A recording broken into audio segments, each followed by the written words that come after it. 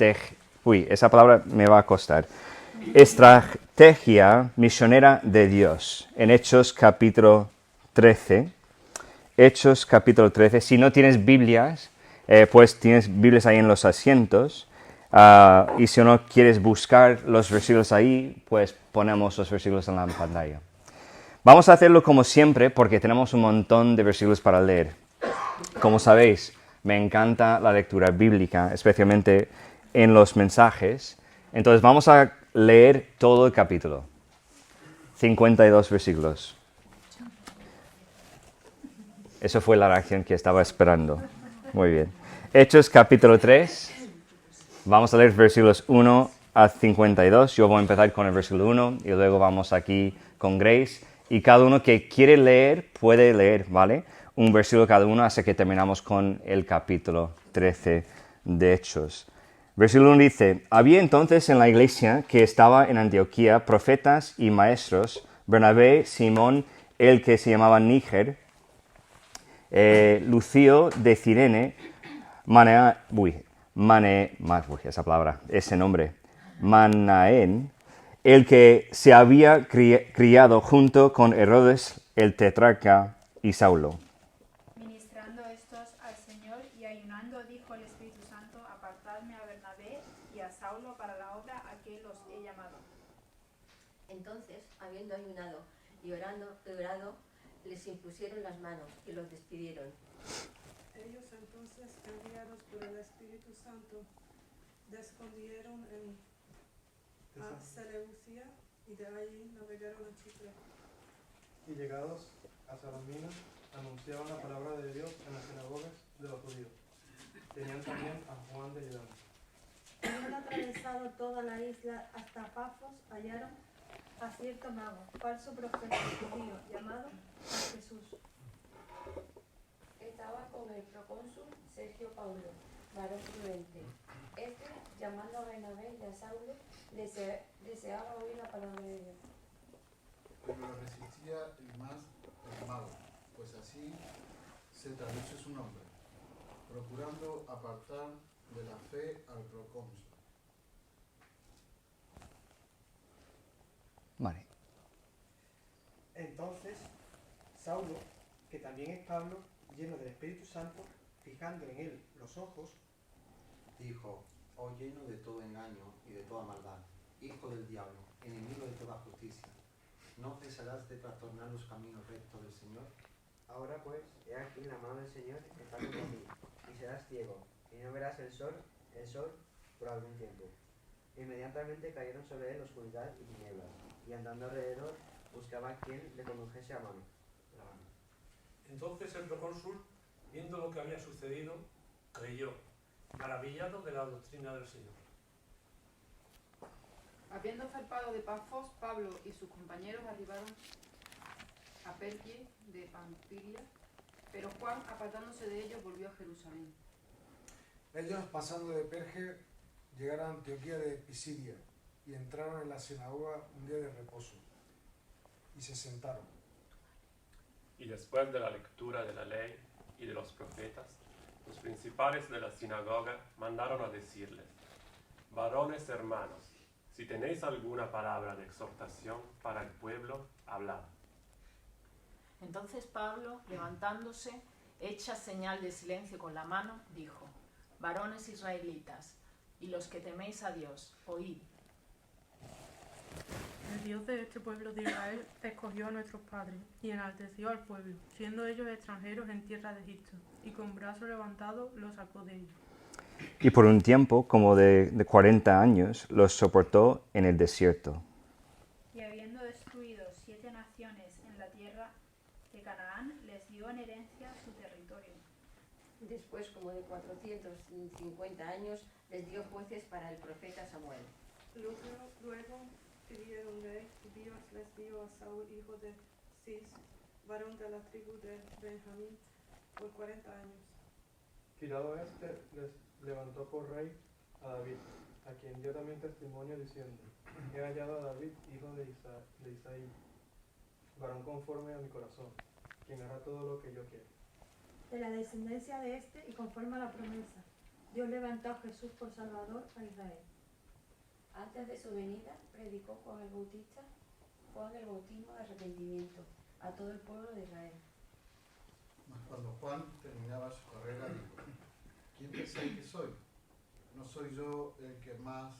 He aquí viene tras mí uno de quien no soy digno de desatar el calzado de los pies. Varones hermanos, hijos del linaje de Abraham, y los que entre vosotros teméis a Dios, a vosotros es enviada la palabra de esta salvación. Porque los habitantes de Jerusalén y sus gobernantes, no conociendo a Jesús ni las palabras de los profetas que se leen todos los días de reposo, las cumplieron al condenarle. Y sin hallar en él causa digna de muerte, pidieron a Pilato que se le matase. Y habiendo cumplido todas las cosas que de él estaban escritas, quitándolo del madero, lo pusieron en el sepulcro. Mas Dios le levantó de los muertos. Y él se apareció durante muchos días a los que habían subido juntamente con él de Galilea a Jerusalén, los cuales ahora son sus testigos ante el pueblo.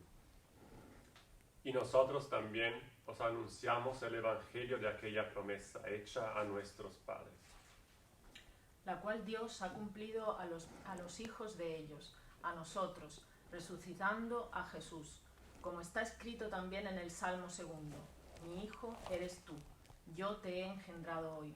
Y en cuanto a que le levantó de los muertos para nunca más volver a corrupción, lo dijo así: os daré las misericordias fieles de David. Pero eso dice también a otro salmo, en otro salmo: no permitirás que tu santo verá corrupción. Porque a la verdad David, habiendo servido a su propia generación según la voluntad de Dios, durmió y fue reunido con sus padres y vio corrupción. Pero aquel a quien Dios levantó no vio corrupción. Sabed pues esto, varones hermanos, que por medio de él se os anuncia perdón de pecados. Y que de todo aquello de que por la ley de Moisés no pudiste ser justificados, en él es justificado todo aquel que cree. Mirad pues que no venga sobre vosotros lo que está dicho en los profetas. Mirad, oh menospreciadores, y asombraos y desapareced, porque yo hago una obra en vuestros días, obra que no creeréis si alguien me la contare. Cuando salieron ellos de la sinagoga de los judíos, los gentiles le rogaron que el siguiente día de reposo le hablasen de estas cosas. Y despedida la congregación, muchos de los judíos y de los prosélitos piadosos siguieron a Pablo y a Bernabé, quienes, hablándoles, les persuadían a que perseverasen en la gracia de Dios. El siguiente día de reposo se juntó casi toda la ciudad para oír la palabra de Dios. Pero viendo los judíos la muchedumbre, se llenaron de celos y rebatían lo que Pablo decía, contradiciendo y blasfemando. Entonces Pablo y Bernabé, hablando con denuedo, dijeron: a vosotros, a la verdad, era necesario que se os hablase primero la palabra de Dios. Mas puesto que la desecháis y no os juzgáis dignos de la vida eterna, he aquí nos volveremos a los gentiles. Porque así nos ha mandado el Señor diciendo: te he puesto para luz de los gentiles, a fin de que seas para salvación hasta lo último de la tierra.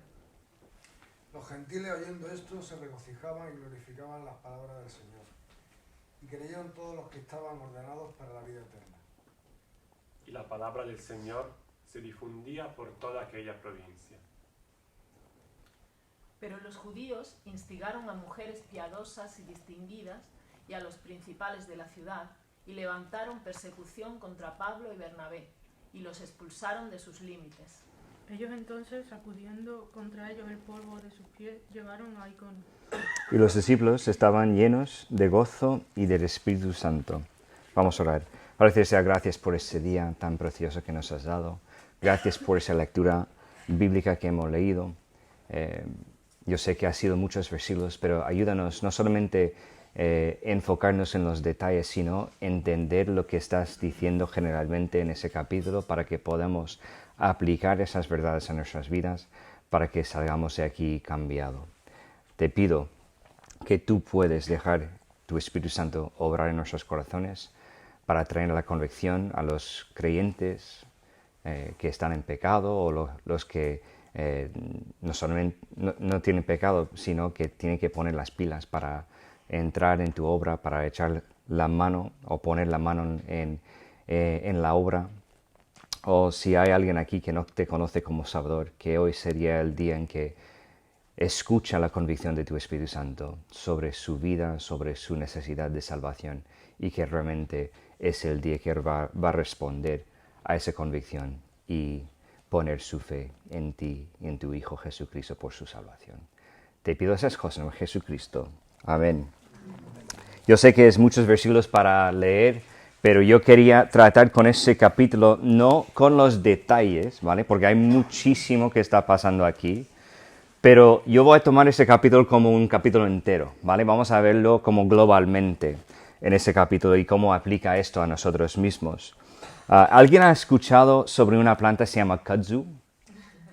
Kudzu o kudzu, no sé cómo se llama. Es una planta china, como lo ves ahí. Su nombre científico es, no sé si yo soy capaz de decirlo, Pueraria lobata. Es una especie de plantas con flores perteneciente a la familia Fabaceae. Yo no soy uno que estudia que es la botanía, ¿no? ¿Botánica? Botánica, vale. Es una de las 50 hierbas fundamentales usadas en la medicina tradicional china. Es una de las plantas invasoras más activas del mundo, cubriendo rápidamente la vegetación,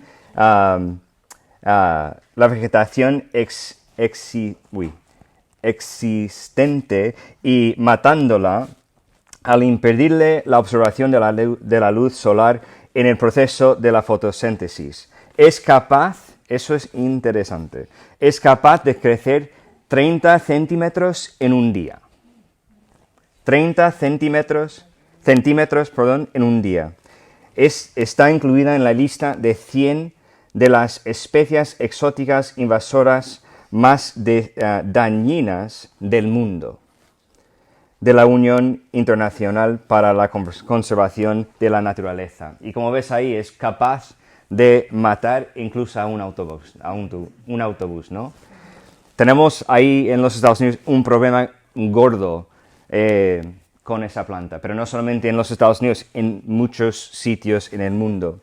Los gobiernos de los países donde tienen más problemas con el kudzu están, ¿cómo decirlo? ¿Kudzu? Vale, gracias, José. Esos gobiernos están gastando millones de euros para intentar controlar y matar esa planta. Han intentado quemarlo, pero no funcionó. Han intentado echar productos químicos, pero no funcionó. Han intentado dejar ovejas y cabras, eso ha pasado en los Estados Unidos, en una ciudad, libres para comerlo, y no funcionó. Y también han intentado controlarlo con los insectos o los bichos que pueden comer esa planta. Pero ¿sabes lo que pasa? Que no funcionó. Esa planta es una experta en supervivencia. Es una planta que no puedes quitar. No han sido capaces esos gobiernos de erradicarlo de su país. Pero ¿sabes una cosa? Podemos aprender una cosa de esa planta. O podemos aplicar algo que sabemos de esa planta a otra cosa. Que el Evangelio es igual. El Evangelio es igual. No es una planta que no queremos, pero el hecho de que esa planta no puede ser matada, esa planta no puede ser controlada por los hombres, el Evangelio es igual. Aunque Satanás intenta hacer todo para parar el avance del Evangelio, no puede hacerlo. Aquí vemos Pablo haciendo muchísimas cosas, ¿no? Haciendo su primer viaje misionero. con sus compañeros. Pero es interesante a mí, porque ahora vemos a Pablo y en Antioquía, y en el versículo 11 vemos a Pablo también, y también vemos a Antioquía, pero luego tenemos el capítulo 12, que es como enfocado en Jerusalén, en la iglesia en Jerusalén, y en lo que estaba haciendo Pedro y todo lo que pasó con él. ¿Y sabe lo que está pasando en esos capítulos? Que vemos que no es solamente Jerusalén, no es solamente Siria donde está Antioquía, pero estamos hablando del imperio romano que está intentando controlar el avance del evangelio. Y luego en capítulo 13 vemos como el imperio romano no puede pararlo, no puede detener el avance del evangelio. Hechos 11 y 19 dice: ahora bien, los que habían sido esparcidos a causa de la persecución que hubo con motivo de Esteban, pasaron hasta Venecia, Chipre y Antioquía, no hablando a nadie la palabra, sino solo a los judíos. Estamos hablando de que Dios está utilizando incluso los obstáculos que están poniendo los gobiernos, el imperio romano en ese caso, y también los judíos, esa persecución que vino sobre la iglesia para avanzar su evangelio. Porque cuando los hombres, los discípulos de esa iglesia en Jerusalén experimentaron esa persecución, ¿qué hicieron? El versículo nos dice que salieron de Jerusalén predicando la palabra de Dios, obviamente a judíos, pero que el evangelio estaba avanzando gracias a la persecución de los seres humanos, de los gobiernos. Cuando Dios quiere hacer algo, lo llevará a cabo. No hay ninguna cosa que puede detener la voluntad de Dios. Salmo 2, versículos 1 a 4 dice: ¿por qué se amontinan las gentes y los pueblos piensan cosas vanas? Se levantarán los reyes de la tierra y príncipes consultarán unidos contra Jehová y contra su ungido, diciendo: rompamos sus ligaduras y echamos de nosotros sus cuerdas. El que mora en los cielos se reirá. El Señor se burlará de ellos. Aunque ellos están intentando controlar el avance del evangelio, aunque ellos están intentando controlar el proceso de Dios, la obra de Dios, el salmista dice que Dios está burlando de ellos. Los príncipes no pueden hacer nada, los gobiernos no pueden hacer nada, Satanás mismo no puede hacer nada. Dios está ahí, esperando el cumplimiento de su voluntad, que el evangelio sea predicado a cada ser viviente aquí, a cada ser humano en este mundo, para que él puede tener, cada persona puede tener la oportunidad de escuchar el evangelio. Esteban J. Coel, para decirlo así, dice: como Dios es todopoderoso, ninguna fuerza puede detener la propagación de su evangelio según su propósito. Si es el propósito de Dios, si es la voluntad de Dios, pues va a ser cumplido. El avance del evangelio es la obra de Dios. Y el cumplimiento de la difusión de ese mensaje pertenece a Dios. La voluntad de Dios requiere su estrategia. Nosotros somos parte de su plan, ¿no? Como creyentes, como una iglesia. Dios está utilizando a nuestra iglesia y a otras iglesias para predicar el evangelio, para que los demás en este mundo puedan escuchar.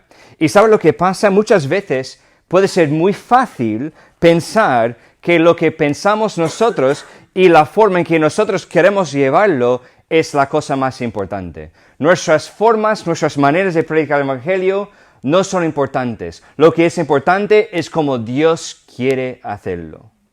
porque si la obra es de Dios, no de nosotros, y si el cumplimiento de la difusión de ese mensaje es de Dios, pues también debemos hacerlo de su forma. No cogemos lo que es la obra de Dios e intentar formarlo en nuestra imagen. No, debemos hacer lo que Dios quiere. Entonces, ¿qué es la estrategia misionera de Dios para la difusión del Evangelio en este mundo? Pues primeramente empieza con buscar el Espíritu Santo. Empieza con buscar el Espíritu Santo. El buscar a Dios precede la estrategia. Aunque nosotros podemos pensar bien y formar una estrategia, tenemos que saber, sin el Espíritu Santo activo en lo que estamos planeando hacer, no es para nada. Si hacemos nuestros planes sin buscar su voluntad, esto es pragmatismo. Los planes son buenos, pero los planes no son Dios. Yo tengo muchos planes. Yo soy uno que me encanta pensar en el futuro y cómo podemos llegar a estas cosas. Pero tengo que recordar cada día que mis planes pueden cambiar porque mis planes no son la voluntad de Dios. Yo tengo que traer mis planes a la voluntad de Dios, al Espíritu Santo, para que Él pueda moldear mis planes y poner en orden lo que pienso yo. Hechos 13, versículo 12, que hemos leído. Ministrando estos al Señor y ayudando, dijo el Espíritu Santo, apartarme Bernabé y Saulo para la obra para la obra a que los he llamado. Tenemos que entender una cosa. Bernabé y Saulo, que vamos a ver que es Pablo, porque en este capítulo es la primera mención de su nuevo nombre,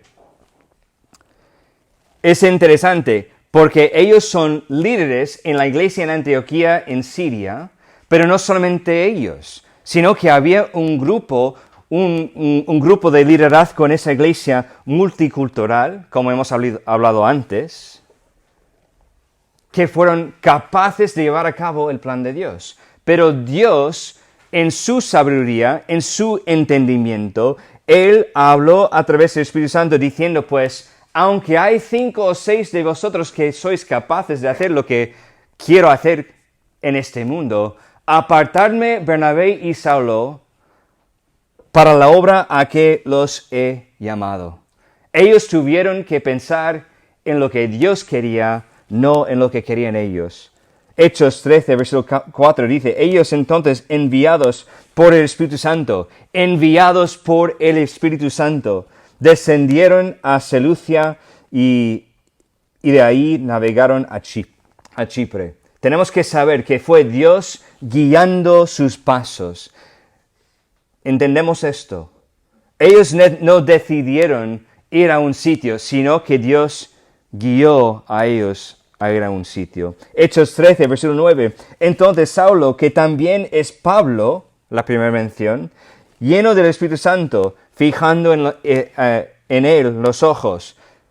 Aquí tenemos a Pablo que está predicando y que él está predicando lleno del Espíritu Santo. Entonces, él no puede hacer la obra sin la ayuda del Espíritu Santo. Hechos 13, versículo 52, el final del capítulo. Y los discípulos estaban llenos de gozo y del Espíritu Santo. El Espíritu Santo es de suma importancia en la obra misionera, la voluntad de Dios en este mundo. Sin la dirección del Espíritu Santo, un plan es solamente un plan. Pero con su dirección, un plan tiene su poder y se convierte en una certeza. ¿Entendemos esto? Un plan es una posibilidad antes, pero cuando realmente el Espíritu Santo está en el plan, que Él ya está guiando los pasos, está diciendo, pues tienes que hacer esto, y está en las personas que está haciendo el plan, pues reciben el poder para cumplir el plan, y también el plan no es una posibilidad ahora es una certeza. Porque no hay nada que puede parar el Evangelio de Dios. Juan 16, versículos 13 a 14 dice, pero cuando venga el Espíritu de verdad, Él os guiará a toda verdad, porque no hablará por su propia cuenta, sino que hablará todo lo que oyere, y os hará saber las cosas que habrán de venir. Y me glorificará, porque tomará de lo mío y os lo hará saber. No es un secreto. Dios no está ahí con un secreto ahí en el cielo diciendo, pues, he mandado a ellos una misión que tienen que cumplir, pero yo no voy a darles la forma de hacerlo. No.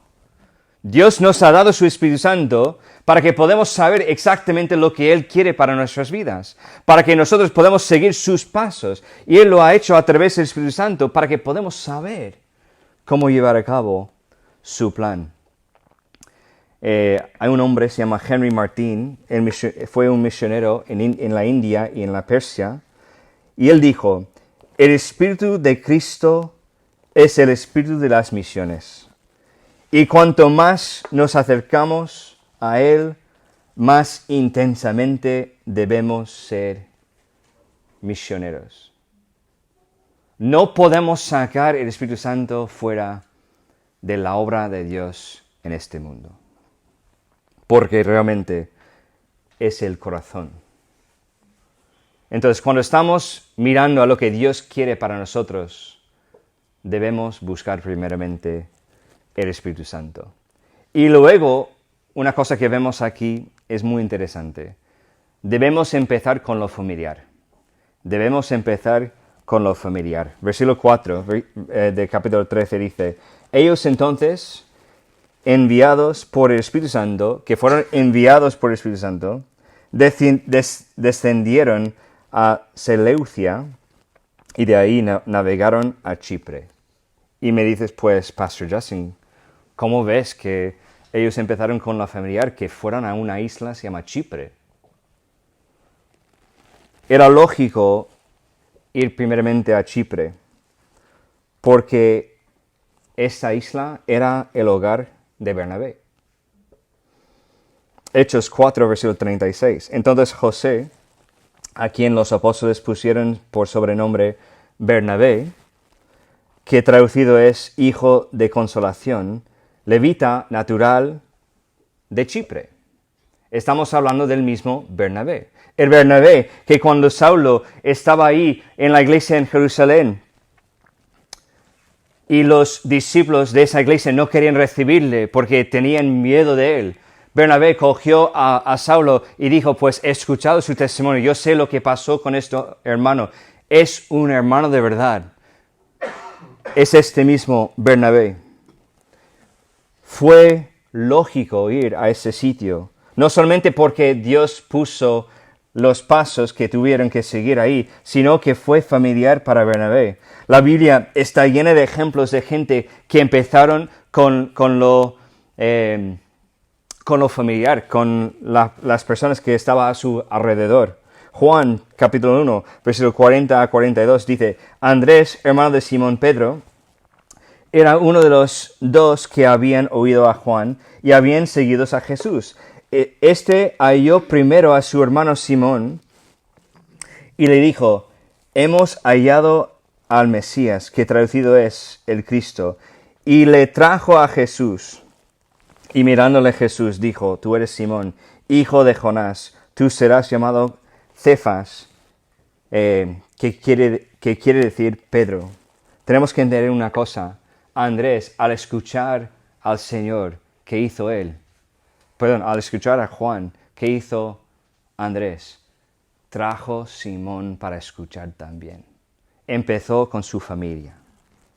El carcelero en Filipos, Hechos 16, versículos 30 y 34, y sacándoles les dijo, señores, ¿qué debo hacer para ser salvo? Ellos dijeron, creer en el Señor Jesucristo y serás salvo tú y tu casa.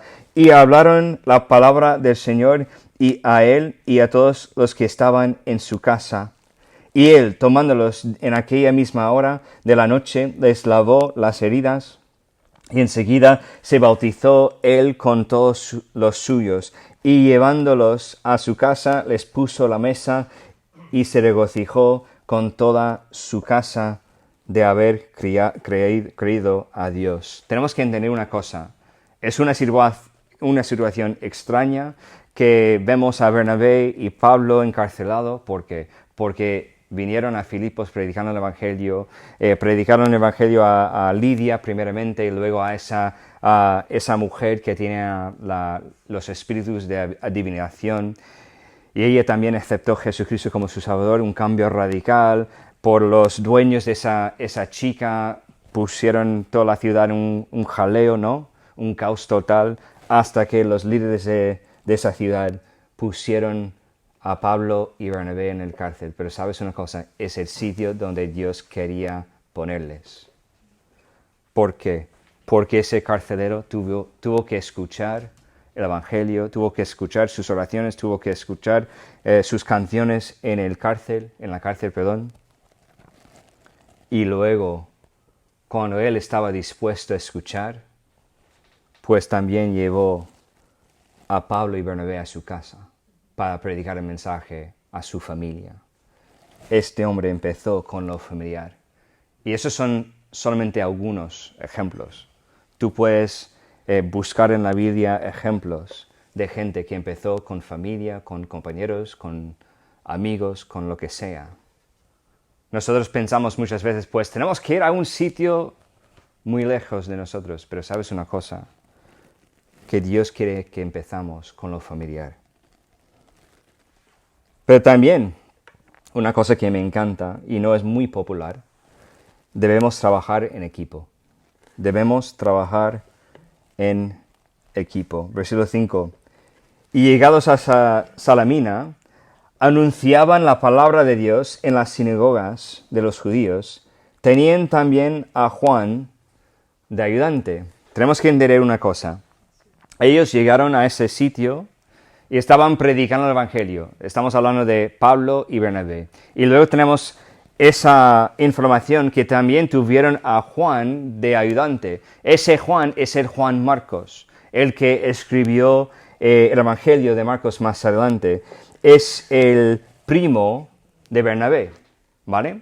Es un joven, tiene muchas ganas de estar con ellos para estar con su primo Bernabé, pero vemos un equipo, ¿no? No solamente 2, sino 3. No estoy diciendo que un equipo es más que 2, pero es interesante. Trabajar en equipos es algo muy destacado en la Biblia. Es algo muy importante en la Biblia. Para mencionar a algunos, tenemos a Adán y Eva, el primer equipo, ¿no? Tenemos a Noé y sus hijos. Estaban predicando el Evangelio, estaban predicando las noticias de Dios para su nación. Tenemos a Abraham y Lot, que Abraham salió con un ayudante, Lot. Moisés y Aarón. Tenemos a Josué y Caleb. Tenemos a Pedro y Juan. Y podemos mencionar un montón de otros equipos. Hay mucho más. Lucas 9, versículos 1 a 2. Vemos también que esto fue importante para Jesús. Habiendo reunido a sus 12 discípulos, les dio poder y autoridad sobre todos los demonios y para sanar enfermedades, y los envió a predicar el reino de Dios y sanar a los enfermos. Lucas 10, más adelante, el siguiente capítulo, versículo 1. Después de esas cosas, después de mandar a sus 12 discípulos 2 en 2 a hacer cosas en su nombre, después de esas cosas designó el Señor también a otros 70, a quienes envió de 2 en 2 delante de él a toda ciudad y lugar a donde él había de ir. Vemos que para el Señor también es importante que trabajamos en equipo. ¿Pero por qué? ¿Por qué? Tenemos que recordar una cosa. La obra es de Dios, ¿no? Y debemos seguir su voluntad, su plan, su Espíritu Santo para llevar a cabo su obra. Pero también tenemos que recordar que hay muchos obstáculos en el camino. La obra no es fácil, porque la obra no es nuestra. Si fue una cosa nuestra, podemos cambiar la obra, pero la obra es de Dios, no podemos cambiarlo. Entonces, cuando hay obstáculo tras obstáculo tras obstáculo, dificultad tras dificultad tras dificultad, pues ¿sabe lo que puede pasar? Pues esa palabra. Nos desanimamos, ¿no? Yo no puedo decir esa palabra. Una voz. Vale, Grace, dímelo. Nos desanimamos. Y es verdad. Muchas veces empezamos bien, con ganas, con mucho ánimo, pero lo que pasa después de una dificultad, o 2 dificultades, o 2 obstáculos, 5 obstáculos, ¿qué pasa? Pues ya no tenemos ganas. Ya no estamos tan animados como antes. Estamos muy bajo de ánimo y ahora no queremos seguir adelante. Pero ¿sabes lo que pasa cuando hay un equipo? Pues mientras que tú estás bajo de ánimo, pero el otro puede animarte. O las otras 5 personas pueden animarte. En una iglesia es muy fácil porque estamos todos en la obra juntos. Pero nosotros debemos recordar, aunque estamos juntos como una iglesia, podemos intentar hacerlo solo.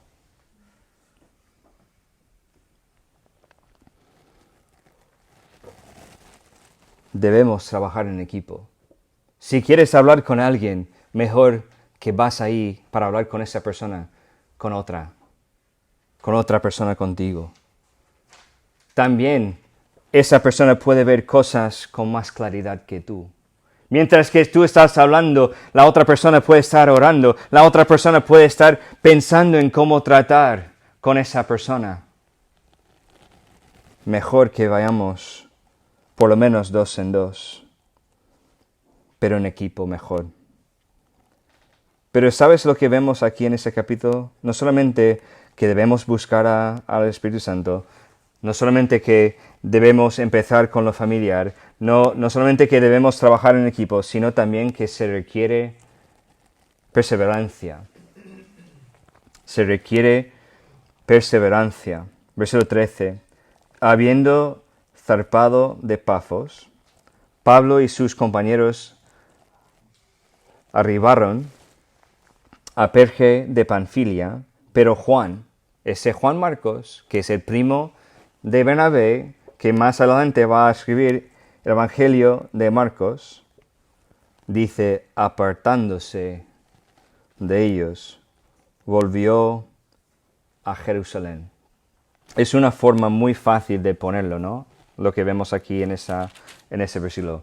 Parece muy suave, pero tenemos que recordar una cosa, que esto es la causa más adelante de la separación de Bernabé y Pablo. De una discusión entre los dos,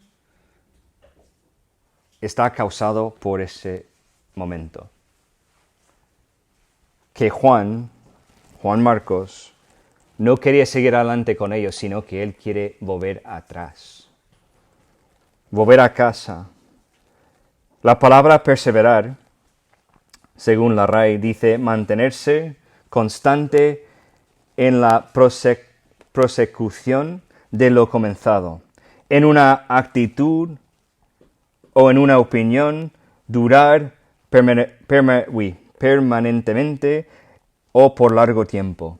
Es como la palabra que es más fácil, persistir, mantenerse firme o constante en algo. Si nosotros vamos a empezar, está bien. Pero ¿sabe lo que Dios requiere de sus obreros? Un poco de perseverancia. 1 Corintios 4:2 dice, ahora bien se requiere de los administradores, los que están trabajando por una cuenta ajena, ¿no? Los que están cuidando de los bienes de otra persona, de la obra de otra persona, del sitio de otra persona, que cada uno sea hallado fiel. Lo que Dios requiere es que nosotros seamos fieles, y no podemos ser fieles si volvemos atrás. Lucas 9:23, y decía a todos, si alguno quiere venir en pos de mí, niéguese a sí mismo, tome su cruz cada día y sígame. ¿Esto suena muy bonito? ¿Suena muy bonito hacer esto? ¿Sí o no? No. Bueno, ponemos el versículo otra vez. Tome su cruz cada día. Habla de dificultad, ¿no? Habla de que nosotros queremos volver atrás, ¿no? Que cada día tenemos que tomar esa decisión, que vamos a seguir adelante, vamos a seguir crucificándonos. No estamos hablando literalmente, estamos hablando figurita. Uy, esa palabra no me sale. Hoy ha sido un caos total, ¿no?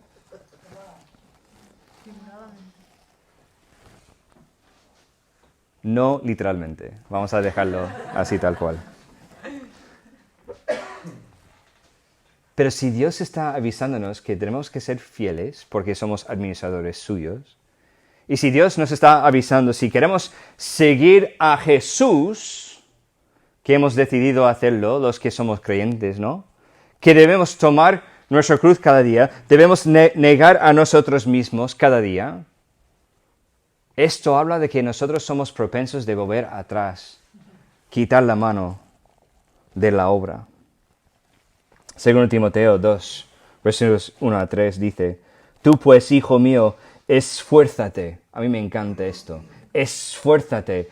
Dice que está en tu mano para buscar la fuerza que necesitas para seguir adelante. Pero está en la gracia de Dios. La fuerza que encontramos para seguir adelante no es en nosotros, sino que podemos encontrarlo en Cristo. Tú pues, hijo mío, esfuérzate en la gracia que es en Cristo Jesús. Lo que has oído de mí ante muchos testigos, esto encarga a hombres fieles que sean idóneos para enseñar también a otros.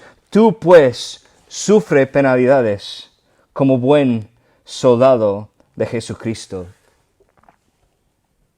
Requiere un poco de persistencia, perseverancia. Dios quiere que seguimos adelante con Él. Cuando Pablo dice a Timoteo, un joven predicador, tú pues sufre penalidades como buen soldado de Jesucristo, implica que aunque vamos a sufrir debemos seguir adelante, sabiendo de que la obra es de Dios y que Él está por nosotros y con nosotros, y Él lucha por nosotros.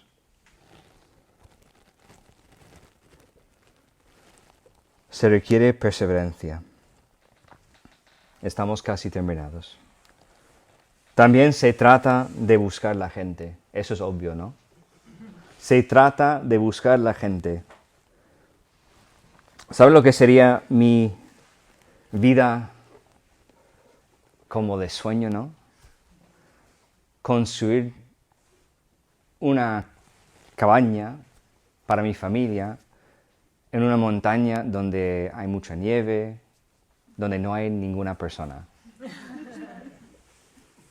Eso sería un sueño para mí. Aunque yo no soy uno de esos que no me gusta estar con la gente, me encanta estar con la gente, pero vivir así, con lo que hacemos con las manos, con la comida que cazamos, ¿no? Sería algo increíble. Pero eso sería complicado cuando estamos hablando de lo que Dios quiere para nosotros. Porque se trata de buscar la gente. Normalmente identificamos la predicación del Evangelio, especialmente en el Nuevo Testamento, con los tranquilos pueblos rurales de Palestina, donde el Señor Jesús ministró. Cuando haces un estudio del ministerio de Jesucristo, Él pasó más tiempo en las aldeas, en los pueblecitos, predicando, y entró de vez en cuando en ciudades grandes, pero más para hacer cosas en concretas y luego salir para predicar. Por esta razón, muchos cristianos y mucha gente hoy día se sorprenden al saber que las iglesias en el libro de los Hechos, lo que estamos estudiando ahora, de los apóstoles, eran casi completamente urbanas. Entonces vemos un cambio radical entre el ministerio de Jesús en los pueblos, en las aldeas, y ahora en Hechos vemos iglesias casi completamente urbanas. El historiador Wayne A. Mix, no sé cómo decir esto en español, escribe que dentro de una década de la crucifixión de Jesús, la cultura del pueblo de Palestina se había quedado atrás y la ciudad greco-romana se convirtió en el eterno dominante del movimiento cristiano. Entonces estamos hablando de que Dios estaba dirigiendo a los predicadores, a los que estaban perseguidos, ¿no? Que van a llevar el evangelio a otros sitios, están guiándoles a ciudades donde estaba la gente, no a las aldeas para buscar un sitio para esconderse, sino entrar en una ciudad donde hay más población, también donde hay más riesgo para predicar el evangelio. La iglesia comenzó en Jerusalén, como hemos visto, y luego se extendió a otras ciudades como Samaria, Damasco, Cesarea y Antioquía de Siria, en Siria. Al menos 40 ciudades diferentes están nombrados en el libro de Hechos.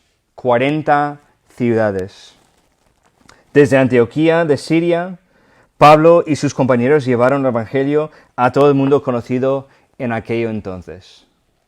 De hecho, el registro dado en Hechos 13, versículo 13 hasta capítulo 28, es casi una revisión de la geografía antigua. Sobre el año 56, el apóstol Pablo pudo escribir Romanos 15, versículo 19, con potencia de señales y prodigios en el poder del Espíritu de Dios, de manera que desde Jerusalén y por los alrededores hasta Ilírico, todo lo he llenado del Evangelio de Cristo.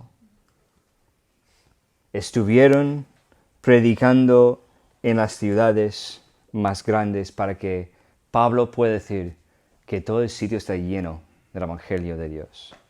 Qué impresionante, ¿no? Vamos a ver un mapa rápidamente.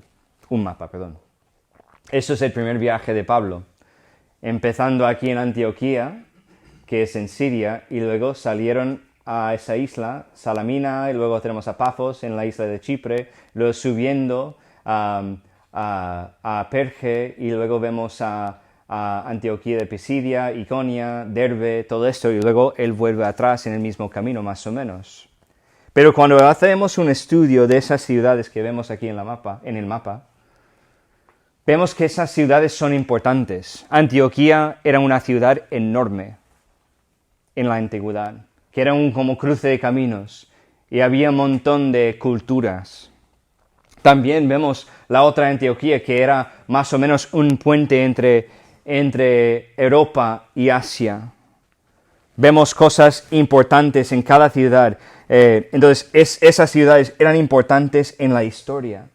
Entonces, lo que vemos es que estos hombres estaban buscando la gente en las poblaciones más grandes, en las ciudades más importantes de su zona, no solamente porque querían predicar el evangelio ahí, sino que Dios mandó a ellos a esas ciudades. Dios quiere que buscamos la gente. No estoy diciendo que una persona que va a un pueblecito que tiene 10,000 personas está haciendo algo en contra de Dios. No. Pero lo que es más normal es predicar el evangelio en sitios donde hay muchísima población. ¿Por qué? Porque tienes más posibilidad que alguien va a recibir el mensaje y luego esa población también puede predicar el evangelio a su alrededor, a las aldeas, a los pueblos a su alrededor. Es lo que pasa con Jerusalén, ¿no? Que salieron de ahí con la persecución, predicando el evangelio a todos. Debemos buscar la gente. Y la última cosa aquí, y creo que la cosa más importante, fuera del Espíritu Santo en el principio, es el enfoque, es el mensaje. El enfoque es el mensaje. ¿Y qué vemos aquí? Es la mayor bueno, es casi todo el capítulo de capítulo 13, ¿no? El mensaje de Pablo aquí. Vemos una cosa que se llama la introducción. Si has preparado un sermón una vez o una lección para compartir con otras personas, sabes que tienes que tener una introducción. Y vamos a ver la introducción de Pablo, versículos 16 a 19. Entonces Pablo, levantándose, hace señal de silencio con la mano. Eso es muy como un predicador, ¿no? Cálmate, ¿no? Dijo: varones israelitas y los que teméis a Dios, oíd. El Dios de ese pueblo, de Israel, escogió a nuestros padres y enalteció al pueblo, siendo ellos extranjeros en tierra de Egipto, y con brazo levantado los sacó de ella. Y por un tiempo como de 40 años los soportó en el desierto, y habiendo destruido 7 naciones en la tierra de Canaán, los dio en herencia su territorio. ¿Qué vemos aquí? Mucha historia, ¿no? Mucha información. Pero Pablo está diciendo básicamente, o compartiendo más o menos, la historia de Israel y cómo Dios estaba trabajando con ellos hasta el ministerio de Juan el Bautista, porque vemos que él empezó con los israelitas en Egipto y la salida de Egipto, y luego vemos que él termina con Juan el Bautista. La introducción del mensaje era para preparar su audiencia para recibir lo que es el cuerpo del mensaje. La introducción siempre es para prepararte para escuchar lo que viene detrás, ¿no? Lo que viene después de la introducción, lo que es el cuerpo del mensaje, lo que es el mensaje en sí. Es como cualquier otro sermón. Yo he hablado sobre el kudzu para mostraros algo sobre el Evangelio, para que podáis entender todo lo que viene después, ¿no? Todo el mensaje de ese capítulo. Entonces la introducción es importante, pero luego él sigue y él pasa de la introducción al cuerpo del mensaje en versículos 26 hasta 37, pero solamente vamos a leer hasta el versículo 30. Varones, hermanos, hijos del linaje de Abraham, y los que entre vosotros teméis a Dios, a vosotros es enviada la palabra de esta salvación. Porque los habitantes de Jerusalén y sus gobernantes, no conociendo a Jesús ni las palabras de los profetas que les leen todos los días de reposo, a las cumplieron al condenarle. Y sin hallar en él causa digna de muerte, pidieron a Pilato que se le matase. Y habiendo cumplido todas las cosas que de él estaban escritas, quitándolo del madero, lo pusieron en un sepulcro.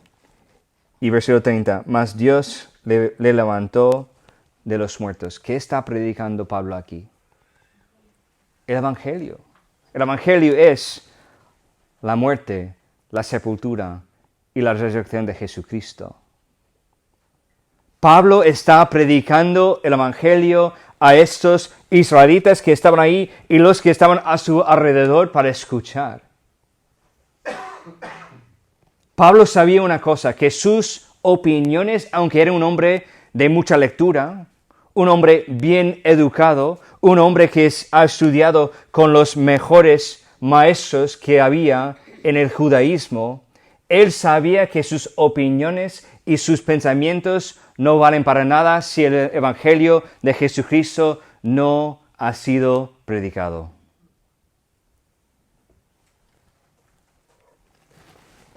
Entonces él compartió no solamente la historia israelita, sino compartió con ellos lo que hizo Jesús. Pablo sigue por 7 versículos más predicando el Evangelio a la gente que están en esa gran ciudad de Antioquía, de Pisidia. Es el mensaje, es el enfoque de la obra de Dios en este mundo. Pero él no terminó ahí. Él siguió hablando la aplicación del mensaje. Versículos 38 a 41.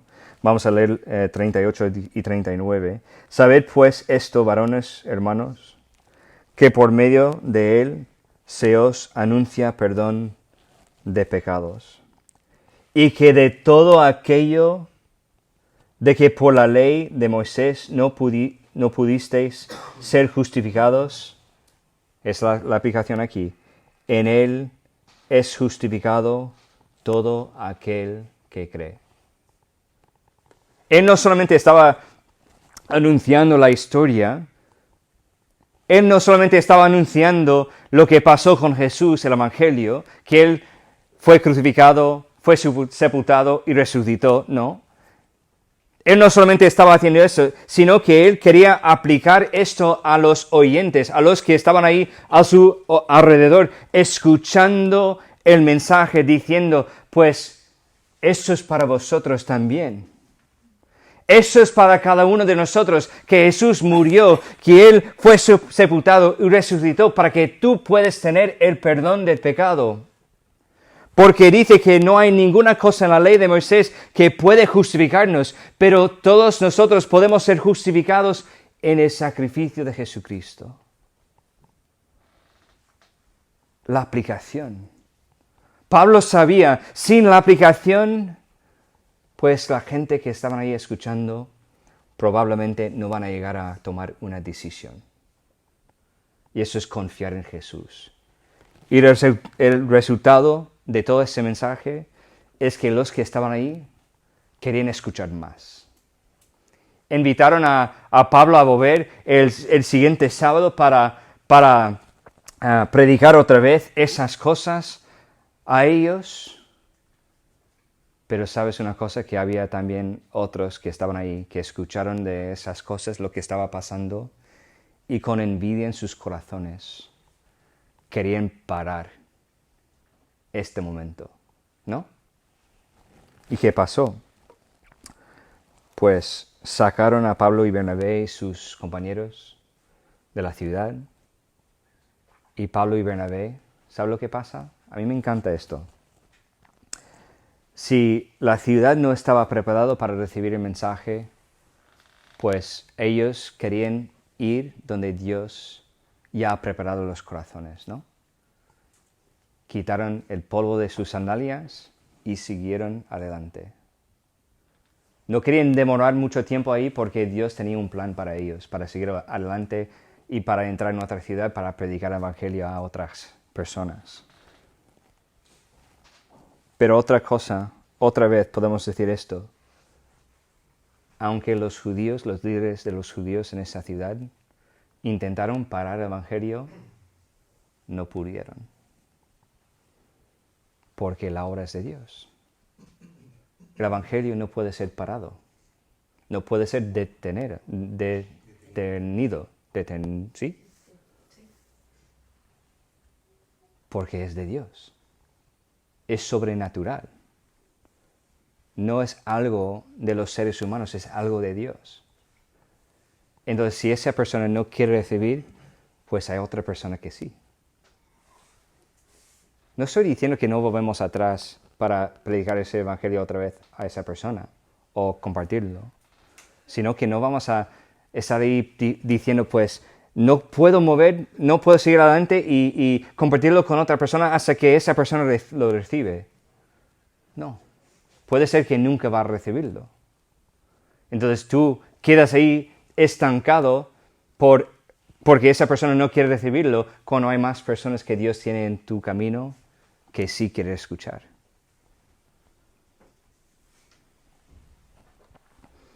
Y hay dos aplicaciones en esto.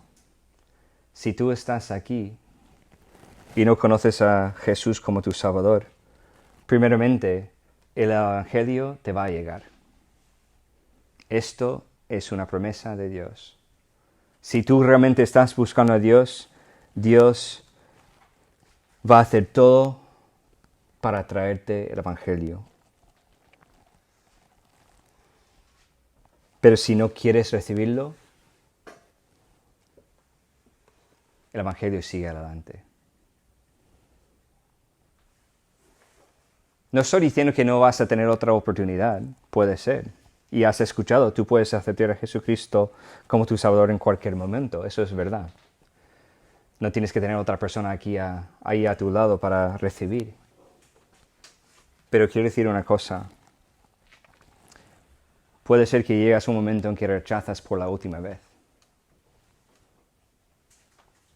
Pero el Evangelio sigue adelante. Sigue en vigor. Tiene valor hoy como justo después de su crucifixión. Pero ¿cómo podemos aplicar todo ese mensaje a nosotros? Pues debemos entender que no hay nada que pueda detener el avance del Evangelio. Dios tiene un plan y una estrategia para cumplir ese plan. Debemos dejar lo que pensamos nosotros a un lado y seguir adelante con Dios.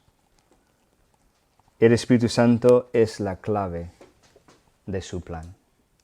Él dejó su Espíritu Santo en esa tierra para ser nuestro amo, para ser nuestro, bueno, no me gusta esa palabra, maestro, nuestra guía. Él nos da poder para seguir adelante, Él nos da poder para predicar el mensaje que debemos predicar, Él nos da los planes y los pasos que debemos tomar. No tenemos que saber todo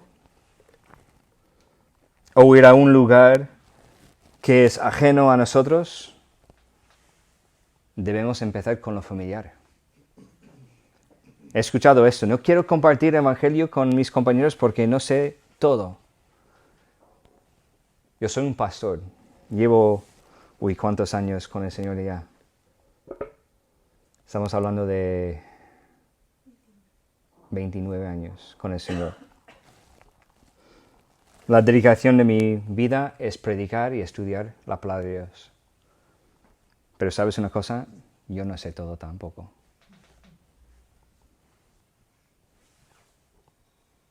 ¿Has escuchado un pastor decir esto una vez? Yo no sé todo. Hay cosas que no puedo explicar todavía. Pero ¿sabes una cosa? Eso no debe pararme. Eso no debe detenerme de hablar, de compartir. No tienes que saber todo. No tienes que ir a un sitio muy lejano. Empezar con lo familiar. Empezar con compartir tu testimonio. Debemos trabajar en equipo. No estamos solos en la obra. Aunque puede ser que sentimos solos de vez en cuando, no estamos solos. Solamente tenemos que preguntar a otro hermano en Cristo, otra hermana en Cristo, decir, pues, ¿me puedes acompañar?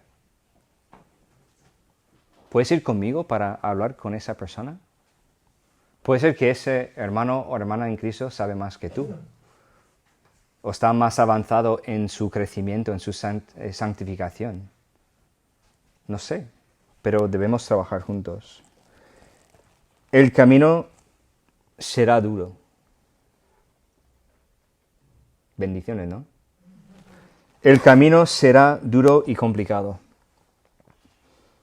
por lo cual debemos perseverar.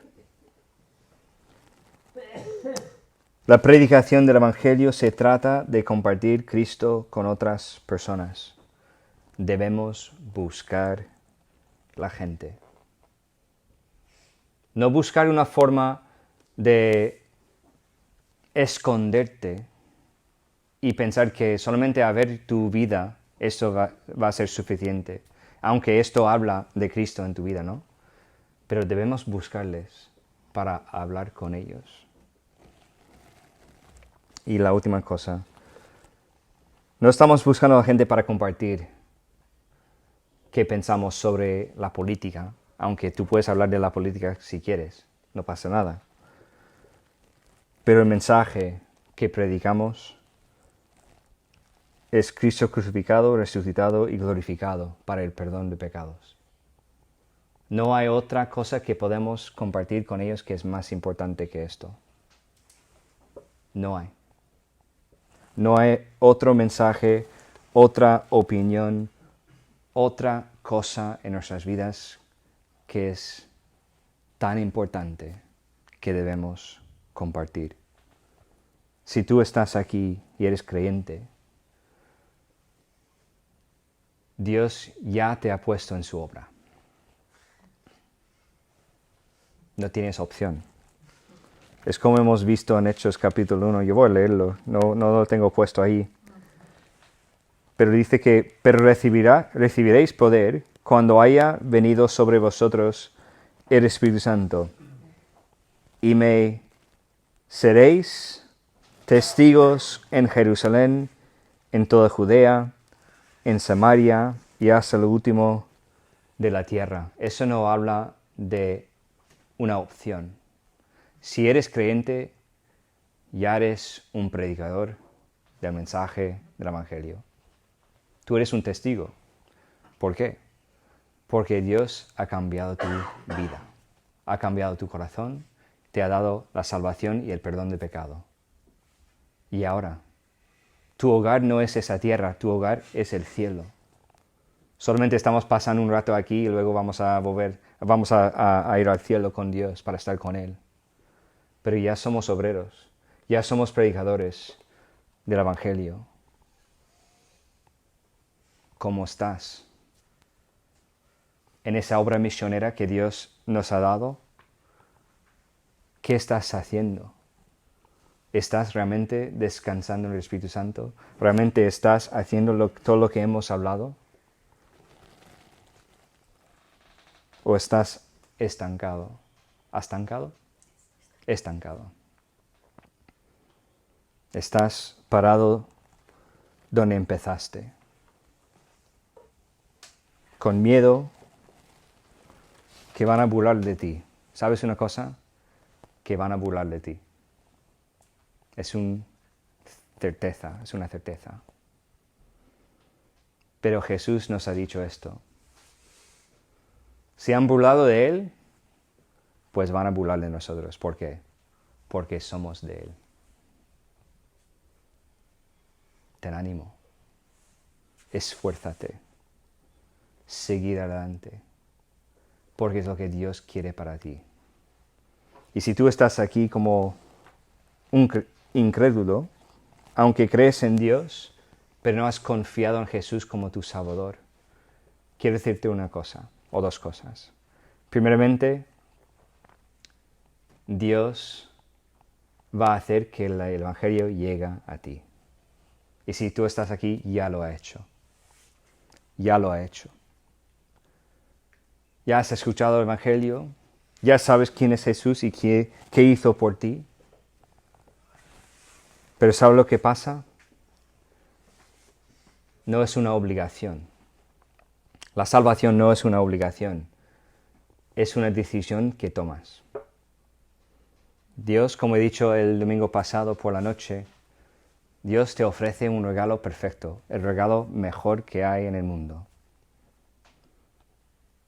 Y siempre está ahí, ofreciendo ese regalo. Pero el regalo en sí es para nada si no lo recibes. Tú tienes que tomar la decisión de recibir esa salvación. Poner tu fe en lo que Jesús hizo por ti en la cruz. Recibir ese mensaje como estos hombres que estaban ahí escuchando a Pablo y Bernabé en el capítulo 13 al final, que querían escuchar más. Recibirlo. No sabemos cuántas veces vas a tener la oportunidad de recibir el mensaje y de escucharlo. No sabemos. La Biblia nos dice que la vida es como un vapor, ¿no? Es como neblina, que está aquí por un tiempo, pero luego sale el sol y desaparece. No sabemos si mañana vamos a tener vida. Gracias a Dios que hemos levantado de la cama con aire en nuestros pulmones. Con nuestros corazones bien, ¿no? Pero no tenemos la promesa de mañana. Y no quiero que tú encuentres la última vez que puedes rechazar a Dios y su salvación.